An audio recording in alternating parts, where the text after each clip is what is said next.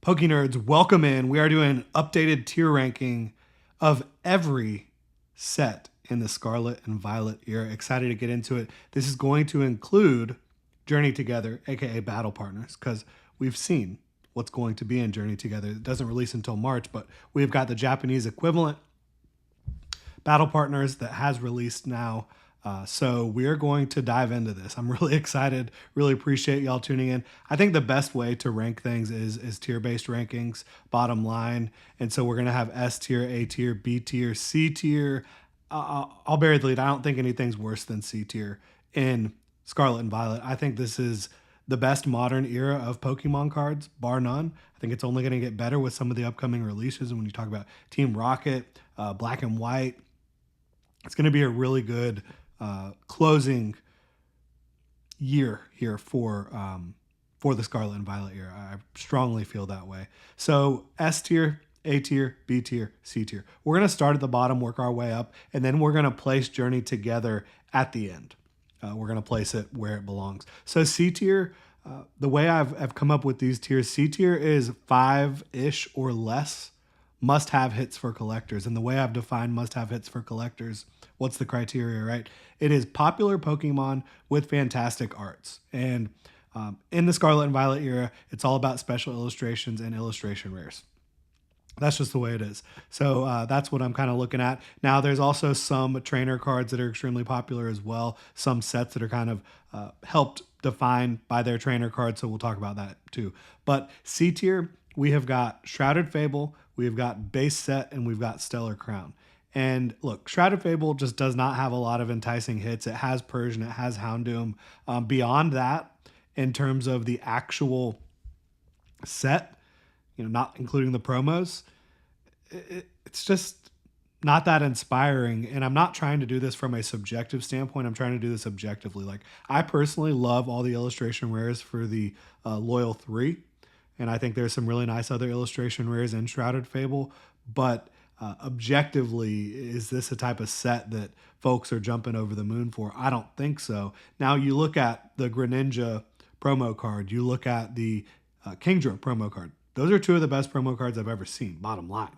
So Shrouded Fable has its merits, but as a set, not including the promo cards, it is a C tier set. If you include the promo cards, you're probably talking about a B tier set overall. It's also just a small set. There's not a whole lot to it.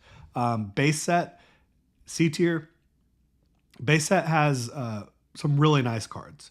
The Gardevoir line is fantastic. You talk about Riolu, some of the other hits, but compared to the rest of the era, it's not very strong. And compared to other base sets, it is extremely strong. But base sets, generally speaking, are just some of the weaker sets throughout an era of Pokemon. That's kind of the way Pokemon handles things. And then Stellar Crown is the other C tier set for me. I would actually have Stellar Crown as a B tier set. I love a lot of the hits. You've got Squirtle, Bulbasaur. I love the Terapagos card. I love Doxbun as well, and some of the other cards in that set. But objectively, I think this is more of like a 5 or less must-have hits for collectors type of set. So it is in the C tier. Then we've got the B tier of sets, right? Obsidian Flames, Paradox Rift, Temporal Forces. I think this was the hardest one, because I think all of these you could maybe argue could be in A tier, which is close to or around 10 must-have hits. But B tier for me is 5+ must-have hits for collectors. And again, must-have is popular cards with great arts. So Obsidian Flames, you've got the Charizard. I don't really think the Gold Charizard is like a must-have, but you've got the Charizard SIR. You've got the Pidgey line, which is fantastic. Ninetales, Cleffa. After that, you really start. I mean, you've got Houndour, which I like, Gloom, which I think is fantastic, Scizor, which I think is fantastic, but not much more than that. It's a good set, not a great set, right? Paradox Rift, you've got the Groudon, Altaria, Roaring Moon, Iron Valiant. After that, I think Steelix is popular. I think Yveltal is an excellent card as well, but you don't got much more than that in terms of popular Pokemon with great arts. Temporal Forces, you've got the Ancients and the Future special illustration rares, which are great. You've also got Ghastly and Morty's Conviction. I wish you had a special illustration rare Gengar. you have the full art Gengar. That would really kind of set temporal forces over the top. But again, I think it's a B tier set objectively. Looking at the A tier, this is A tier is actually the most commonly tiered tier that I have here among the Scarlet and Violet sets. So Twilight Masquerade is in A tier. You've got the Greninja. And so for A tier, I said close to or around 10 must have hits or, some mega hits. And I think Twilight Masquerade has a bunch of good hits, but really it is defined and carried by the Greninja, the waifu cards, and the Eevee. And you have the parent card that matches up with the Isui and Growlithe. You do have Chansey, which is really cool. Infernape, Pinsir, Tatsugiri. All of those are really unique, popular Pokemon with really cool arts. But I think that Twilight Masquerade really is carried by the waifus, Eevee, and Greninja. Specifically Greninja, which is just it was the first massive chase of the Scarlet and Violet era. Paldean Fates I also have as A tier. Now, personally for me, this would be S tier because the top 3 hits, Mew, Charizard, and Gardevoir, are all just elite for me. And then all the baby shinies. I just love them. They're so sick. Maybe not for everyone, but I think everyone's going to have at least 10 cards that they really want to have from Paldean Fates. Again, the top 3 with the special illustration rares, plus there's so many baby shinies. They're just awesome. So again, that would be S tier, but I think it's an A tier objectively. S tier for me. Paldea Evolved is also A tier. You've got the Magikarp. You've got all the Paldean starters. You've got all the legendaries from Paldea. Not the box legendaries, but the legendaries, Chin Pao and all those. And then you've got Tinkaton, you've got Raichu, you've got Tyranitar. It's a great set. It is a great. A tier really for me is great sets. S tier is historic sets. B tier is good sets. C tier is pretty average sets overall. But again, base set for Scarlet and Violet is a very, very, it's the best modern base set. But again, as base sets go, base sets are just not the strongest sets throughout an era. Surging Sparks I have as an A tier set as well.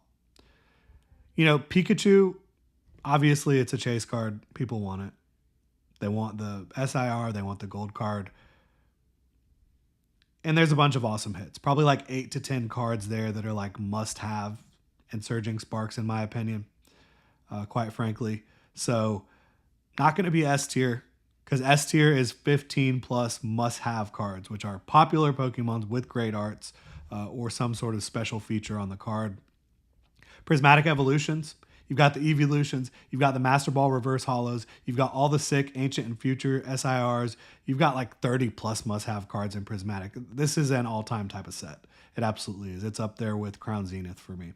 And then you've also got 151, which it's 151, 151. It's insane. 20 plus must-have cards. You've got all the original starters and evolutions. You've got the Zapdos card, which is featuring Moltres and Articuno. You've got Alakazam. You've got Giovanni's Charisma. The Pikachu is great. The Dragonair is great. I mean, Poliwhirl. There's just so many cool cards in this set. So it is an S tier set as well for me. And then that leaves us with Journey Together. Where does Journey Together fit? For me, looking at, you've got Lily's Clefairy, which is wonderful. Enzoroark, Reshiram, Hop Zacian, Salamence, the Articuno illustration rare is amazing. I don't really have any interest in Iono's Belly Bolt.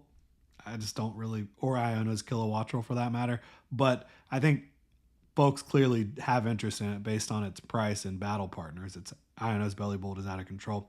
I will say too with Journey Together, you've got the full arts and gold cards that are actually the best in the era so far.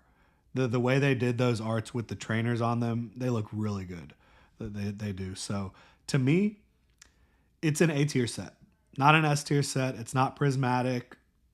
It's not even 151. It's an A tier set. It belongs with the likes of Surging Sparks and the rest of those A tier sets that we talked about, in my opinion. Now, it's performing in this bull market like an S plus tier set, like an all time set. It's just going crazy. But again, that's just the market right now. Hopefully, Pokemon will muster all of their printing power, their printing strength, and get this stuff out there for the people that really want it. And again, I talked about how I'm not really going to be talking about investing or really, investing in Pokemon anymore because in a market like this, to sit there and try to hoard as much as you can when people can't get reasonable prices on things, it's just ridiculous in my opinion. I don't think it's right. I think that, and it's not just the kids. It's like all collectors. Collectors should be able to, at the very least, get things at MSRP when they release. That's how I feel. That's not the way the market is right now. I think that investors, rip and shippers, scalpers, Pokemon, everybody is kind of contributing to this issue. I think the main issue is Pokemon's not printing enough, and that's giving the scalpers the leverage they need to be able to do that. There's not enough supply to meet demand, but I just think it's disingenuous, and quite frankly, I think it's wrong to try to get your hands on as much as you possibly can in this type of market when people can't even open up a new set without paying an arm and a leg to do so. That's how I feel. These are my tier rankings for the Scarlet and Violet era so far. Again, I think Scarlet and Violet base is the best base set we have seen in a long time. I think Scarlet and Violet as a whole is going to go down as the best modern era of Pokemon cards. I still don't think that they have had a set, though, that quite matches up with Crown Zenith. Prismatic is close, but Crown Zenith, the sheer volume of hits in that set, the gold cards in that set are the best gold cards of all time. The Galarian Gallery, just something really special, and I think it's going to be continued to remember that way. But that'll do it. Really appreciate y'all tuning in. If you enjoy the content, please like and subscribe, and y'all have a good one.